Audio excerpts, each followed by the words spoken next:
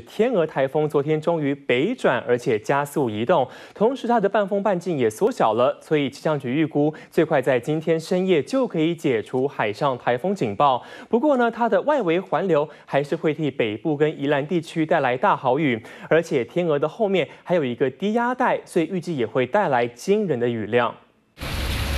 于是，一阵一阵，民众随身携带雨具，就是因为天鹅台风从台湾东部海面经过，受到外围环流影响，东北部地区要严防豪雨发生。不过，最快气象局将在深夜解除海上台风警报，预估未来会以10几公里逐渐转在更快的速度向北移动。在台风影响之下，其实在今天清晨。